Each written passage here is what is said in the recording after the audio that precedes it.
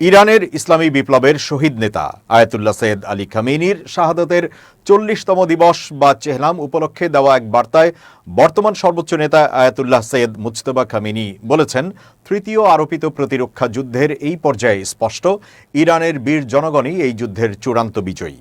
ইসলামী প্রজাতন্ত্র আজ একটি শক্তিশালী রাষ্ট্রে পরিণত হয়েছে এবং সাম্রাজ্যবাদী শক্তির পতন এখন দৃশ্যমান বাস্তবতা। এই অর্জন এসেছে শহীদদের রক্ত, জনগণের দোয়া এবং রাস্তায় সক্রিয় উপস্থিতির মাধ্যমে। শত্রুর সঙ্গে আলোচনা শুরু হলেও জনগণের অংশগ্রহণ কমে যাওয়া উচিত নয়, কারণ জনগণের কণ্ঠস্বর ও স্লোগান সরাসরি আলোচনার ফলাফলে প্রভাব ফেলে। সৌদি আরব ও আরব আমিরাতের উদ্দেশ্যে বার্তা, আপনারা একটি অলৌকিক বাস্তবতা প্রত্যক্ষ করছেন। সঠিকভাবে দেখুন, বুঝুন এবং শয়তানের মিথ্যা প্রতিশ্রুতি থেকে সতর্ক থাকুন। আমরা এখনও আপনাদের কাছ থেকে যথাযথ প্রতিক্রিয়ার অপেক্ষায় আছি, যাতে ভ্রাতৃত্ব ও সুসম্পর্ক প্রদর্শন করা যায়। অহংকারী শক্তিগুলোর কাছ থেকে দূরে না থাকলে এই সম্পর্ক সম্ভব নয়, কারণ তারা সবসময় আপনাদের শোষণ ও অপমান করে।